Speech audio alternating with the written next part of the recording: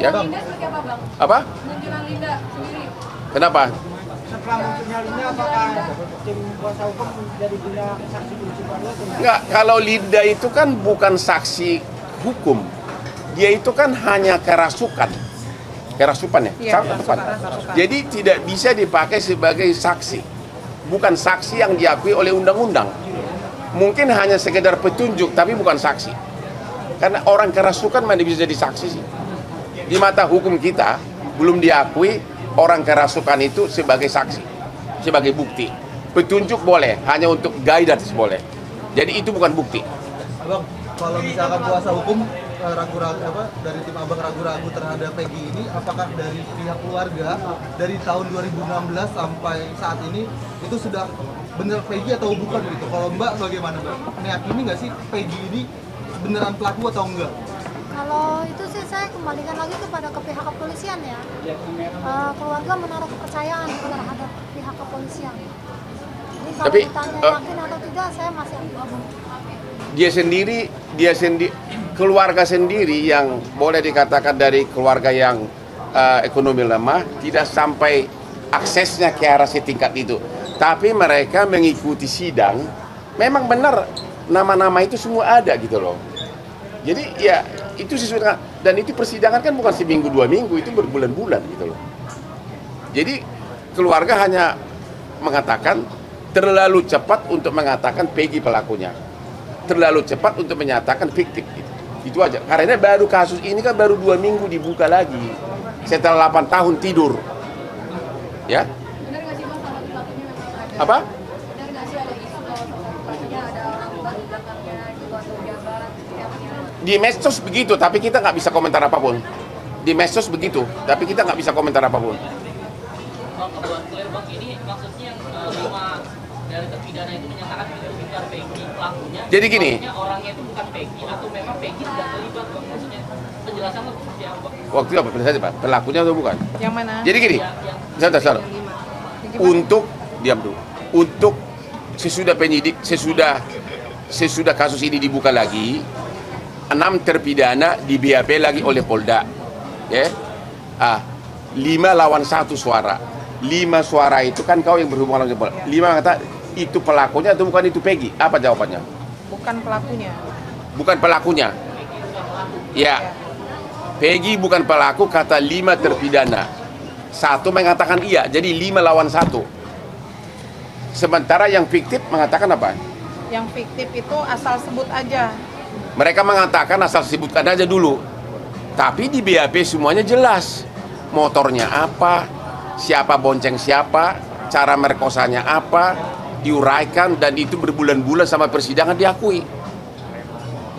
Jadi ini benar-benar intinya terlalu prematur. Penyidik Polda Jabar mengatakan itu adalah fiktif. 5 terpidana itu siapa-siapa aja bilang kalau dia bukan Nama terpidana? kita nggak boleh sebutkan, ya, tapi ada satu yang mengatakan iya. Izin Bang, dari respon kemarin satu yang menarik bahwa motor yang digunakan oleh Peggy Setiawan itu sampai sekarang belum ditemukan. Jadi polisi hanya berdasarkan pada foto dan surat-surat kendaraan yang dimiliki oleh Peggy. Nah, tanggapan Bang Orban gimana Bang? Kau yang jawab. Barang bukti sepeda motor. Ya. Itu dari siapa statementnya? Polisi Bang. Ya kalau yang kami ketahui kan saat itu sepeda motornya sudah disita. 2016 Tahun 2016. sudah disita. Katanya 2016 motornya sudah disita, tapi nggak tahu di mana sekarang. Iya. Barang bukti sudah nggak ada. Kan nggak, barang bukti nggak mungkin udah disita berapa tahun? 7 tahun ya. Jadi intinya begini. Dan ibunya ngakuin juga. Apa? Kalau ada motor Peggy disita dan di waktu itu digeledah di rumah saat itu di 2016 Ya. dan motornya diambil dibawa polisi. Kan sudah diakuin sama ibunya Peggy. Tapi motornya itu sudah nggak ada sekarang. Ya. Iya. Lalu bagaimana dengan barang buktinya Pak? Makanya saya bilang, dalam prinsip hukum, kalau ada keraguan-raguan, maka seseorang tidak bisa dipidana. Kalau buktinya tidak lengkap, maka belum bisa dikatakan siapa pelakunya DPO ini, termasuk terhadap Peggy. Demikian juga kalau belum pasti fiktif, jangan bilang fiktif, kan belum pasti. Sementara putusan pengadilan judulnya demi keadilan berdasarkan ketuhanan yang Maha Esa mengatakan ada 3 pelakunya yang DPO, bukan fiktif.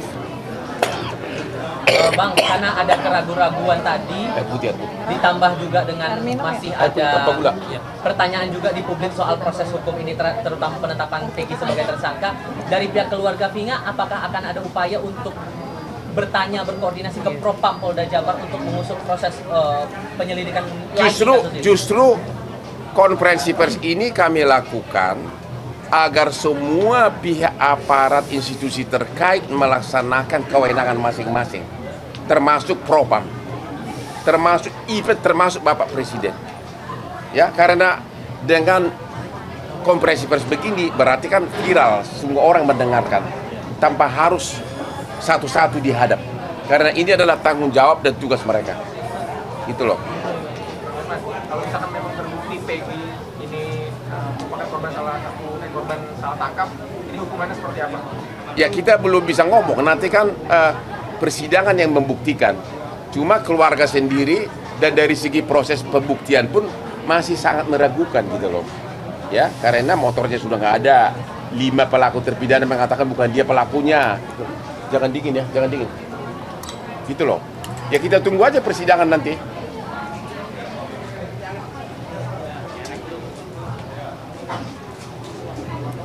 Apalagi pertanyaannya? Apalagi?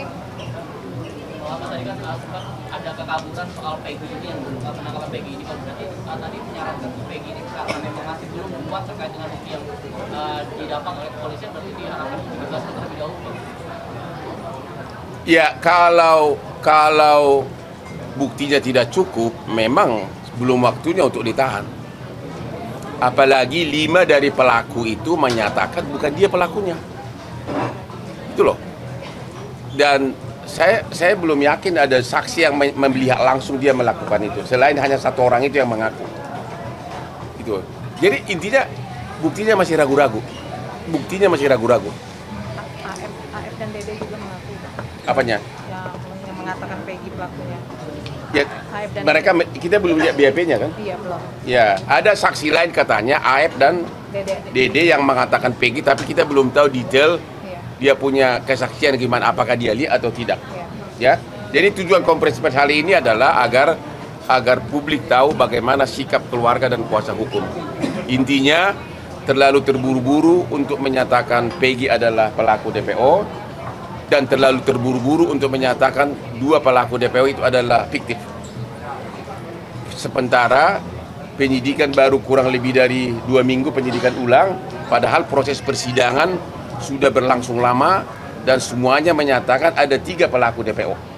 Bang, terkait yang kemarin Abang konsumsi sudah kerasukan terus menyebut nama Melmel, apakah itu dari kasus? Coba kau yang ngomong. Yang dengar kemarin si Linda datang ke Jakarta karena memang dia mau diperiksa kan. Jadi ketemu dulu dengan tim kuasa hukum, ketemu di apartemen dia tanggal berapa? Hari Sabtu. Tanggal berapa itu? Kurang lebih tanggal 19-an. Hah? Tanggal 19 atau tanggal 20? 25. Kok bisa kerasukan lagi? Itu saya ada di Instagram saya itu, saya posting. 25 Mei. Kerasukan lagi masuk. Kok bisa juga ya ngikutin udah 8 tahun sampai nyebrang jalan tol itunya almarhum. Ya. Iya, jadi waktu datang ke tempat kami sedang bertemu siang-siang itu tiba-tiba si Linda ini kerasukan secara tiba-tiba. Begitu, dan di situ tiba-tiba dia mengucapkan, karena kami yang bertanya, kenal nggak dengan yang namanya Mel di dalam YouTube backpacker itu. Lalu dia menjawab, justru itu pelakunya, tolong diperiksa katanya gitu. Hanya itu aja, kami juga belum tahu Mel itu siapa, kita belum tahu, hanya mengatakan perihal tersebut. Banyak yang meragukan soal Linda, seperti apa mungkin tanggapannya? Kalau meragukan ya sah-sah saja kan, itu kan kita hadirkan karena memang Linda saat itu yang kerasukan dan dia dimintai keterangan. Jadi sah-sah aja. Kalau orang tidak percaya, silahkan aja. Intinya Linda sudah kooperatif untuk memberikan keterangan. Yang pasti, Linda bukan saksi yang sah di mata hukum karena kesaksiannya hanya berdasarkan kerasukan, bukan melihat fakta kejadian. Ya, itu bukan saksi yang sah. Tapi sebagai petunjuk boleh-boleh saja. Dan katanya menurut keluarga Vina, justru kasus ini terungkap 3 hari sesudah almarhumah meninggal karena Linda kerasukan, diceritakan semuanya. Justru itu adalah petunjuk sehingga akhirnya polisi merubah dari kecelakaan menjadi penganiayaan gara-gara celotehan dari si Linda di waktu kerasukan. Jadi biar gimana pun ada jasanya juga kerasukannya itu. Baik ya dok, benar kan? Karena benar nggak? Coba ceritakan dulu. Kenapa tiba-tiba semula kan di awalnya kasus ini dianggap sebagai kecelakaan? Coba ceritakan dulu. Kenapa? Terus berubah lagi coba. Awalnya kecelakaan, terus 3 hari saya ngambil HP adik saya itu utuh ya, HP sama motor itu posisi utuh. Terus HP sama motor utuh tidak rusak? Enggak. Pokok kecelakaan motor nggak rusak gitu kan? Terus? Malamnya Linda kemasukan jam 1 malam itu. Jam 1 malam terus dia cerita semuanya. Cerita kronologinya, kecelakaannya, seperti apa penyiksaannya, itu cerita semua. Dan itu kau kemudian sampaikan ke polisi? Ke Pak Rudiana. Bapaknya Eki. Oh, bapaknya Eki. Ya baru kemudian sejak itulah langsung mulai penyelidikan digas. Jadi biar gimana pun kerasukan dari Linda itu adalah sangat berjasa dalam kasus ini. Ya, yang saya agak sedikit pertanyakan besar-besaran adalah saya sudah berulang-ulang posting di IG kepada bapaknya Eki ya, Eki, bapaknya Eki yang almarhum yang laki yang meninggal, yang bapaknya adalah Kapolsek. Boleh nggak kami komunikasi dengan Pak Rudi agar kita, karena bapaknya dari awal ikut menyelidiki kasus ini, tapi sampai hari ini bapaknya tidak mau komunikasi dengan kita. Padahal tujuan kita kan untuk menangkap 3 DPO ini. Ada apa hanya Pak Rudi yang bisa jawab.